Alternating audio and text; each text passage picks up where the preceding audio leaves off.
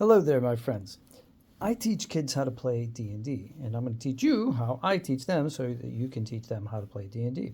Now, some of the kids that I teach are pretty young, like elementary school age. So if I'm going to just hand them the player's handbook and they want to look through it, that's great. But if they're going to try to go through character creation based on the instructions in this book, I mean, it is a multi-step process, and even with adults, sometimes it takes well over an hour to create a character from scratch. So what's the obvious alternative? Well, the obvious alternative is to use like a pre-generated character. But the problem is sometimes you give a kid a pre-generated character like this.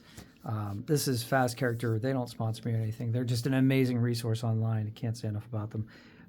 And they're going to look at all this stuff and they're going to have a million questions right off the bat, right? Plus, you're taking the fun of creating a character out of their hands. And one of the fun parts of D&D is creating a character. And a lot of kids have, they've heard about that and they play games where you create a character, video games. So they really want to create a character. So what's a good way to simplify this process, right? So what I like to do is, I like to start with the actual traits, right? So strength, dex, con, int, wisdom, and charisma. But I think sometimes that's even too much for the kids right off the bat. So instead of giving them like a blank character sheet and then having them fill it in, I give them a blank piece of paper sometimes. And this is one method that I use. And then they have to actually use their hands to write down what I say. And part of this is the process of getting kids to be creative. They'll draw and doodle in the margins, that sort of thing, like you have these kinds of things. They'll actually do that. Also, spelling. So like strength. Strength for a small child isn't necessarily the easiest word to spell. So we'll start with strength, right? And I'll teach them how to spell that. And then we'll say, what is strength, right? So strength is what? Like lifting, maybe carrying stuff, like that kind of, like how much can you carry, that kind of thing. Arm wrestling, that kind of thing. And then dexterity is one. And then people are like, kids, they're like, dexterity, that's a big word for some kids. So what's that? So it's like, are you fast, right? Can you dodge things? Can you sneak, right? Can you climb? That kind of thing. And then the last one is I use, if I'm only using three, this is the method I use when I'm using three different character traits. Intelligence, right? And that's another word that's not as easy for them to spell. So what would I use if I'm teaching really young kids? Like what would I use instead, right? So the strength would be like, strong, dexterity to be fast, and intelligence to be smart. So sometimes if I don't want to get into numbers, I can just ask them like, which two do you want to be really good at? So pick two out of the three. Do you want to be strong and smart? Do you want to be strong and fast? Do you want to be fast and smart? Do you want to be fast and, which one did I forget? Put it in the comments. But part of the fun of D&D is dice, right? I mean, that's the whole thing. So one of the things that I do on day one is I give them everyone their own set of dice. So they get to enjoy that. We get to talk about the shapes, the Euclidean shapes. We also get to talk about, I show them how to spin dice. But we get to identify the different dice and we get to use math, right? So one of the fun, things about teaching D&D is I get to teach them things without them even knowing they're being taught, right? So I'm teaching these kids how to do simple math. And what I like to do with character traits is I like to do the old-fashioned roll the dice kind of thing. So if they only have one die, they can roll the same die over and over and write down four numbers. So that I tell them to roll the dice 4 times. So in this case, it'd be a 6, a 5, a 4, and a 5. And then I tell them to cross out the lowest one and then add these up. So strength, This character has a 16. Sometimes, and I'll put in the description box where I got these really great dice. Sometimes I just give them like 4 dice for like these 6s.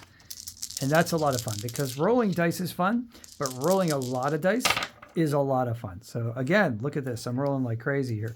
So 6, 6, 5, 5, right? So I would tell them to write that down and then take the lowest number, cross it out, and then add up, right? So that's 17 actually for dexterity. So this character is gonna be fast and strong. And then let's do that again for intelligence, right? So this character is not gonna be the smartest kid on the block, so we're gonna go 5, 4, 2, and 2, cross that out, and that's an 11. So, so basically that's how you get your basic stats, right? And then that's the method I use for generating the primary traits. Now, if they're like middle schoolers and a little more advanced, yeah, I'll go into wisdom, charisma, constitution. But for right now, you can play D&D with just these 3 numbers very easily, right? So what I do next is I usually give them the table to show them which modifiers these would be, right? So like I just happen to know off the top of my head, 17 is plus 3, right? I also believe 16 is plus 3. Correct me if I'm wrong in the comments below. And I think 11 is plus 0. So so you could use that for any of their die rolls, right? So like if they roll an attack roll, let's say, or an ability check on strength, let's say, and they roll a 12, add 3 to 12, and then they get 15. And basically the other thing I simplify, I mean, I can do an entirely different video about how I do ability checks and on the first day of teaching kids and how I do combat. But basically, these are the primary stats that I'm going to use. And yeah, I guess that's pretty much the extent of the video. The other thing you could do is actually give them a sheet that already has, like I said, it has these things already, and tell them to circle 2. And then what I would do in that case is I would say, like, okay, you're going to have plus 3 in one of them. You're going to have plus 1 in one of them. And you're going to have minus 1 in one of them. And I try to teach them that, like, having the minus, yes, it's actually a negative number, but it's not a negative thing, because one of the things that's going to be fun is failing checks, so-called failing checks, because then you're going to have humorous situations. What I do is I have them make up a story. So let's say they fail an intelligence check. Like they're trying to outsmart a guard, and they're trying to like talk their way past the gate, and they roll like a 6, and they get a -1. So they actually have a 5. And the DC, the difficulty class on that was, say, 12. 12 is like the average. I use 12 for a lot of things. And they're unable to. Well, then I tell them, like, how I ask them, I said, what do you say to the guard? How do you stumble through this? What would it look like if you were trying to convince a guard to let you in the town gate, but he said, but whatever you say doesn't convince them, and the answer is no. And that takes some dynamic thinking, right? So they're thinking as a different character. They're also looking at situations that aren't 100% successes, right, or so-called failures, and they're looking at them in a humorous light. And I think this is a good coping skill for kids too, is to realize that, like, you don't have to do everything 100% perfect all the time. And a lot of times that's not going to happen. And when you don't, sometimes it can actually be funny, and humor is a good defense mechanism against the fact that life sometimes doesn't end up being the exact way that we want it to be, right? All right, so without getting too heavy, that's my basics on how to teach young kids how to generate some primary abilities and using the 3 top abilities instead of all 6. And actually, the other 3, the 3 that we left off here, could be rolled into these abilities. So, for instance, strength and constitution could be linked, and intelligence could also be subsumed by charisma and wisdom, right? So there's a lot of these aspects that are kind of like offshoots of intelligence when you look at it, like deception, actually you could even take like some of the some of the secondary attributes. That's, like I said, I'm starting to get into a whole nother video. So, but what I meant to say was like intimidation might be a strength check. All right. So if you have any questions, let me know. I've been teaching kids how to play D&D for a long time now, and I love teaching other people how to do that.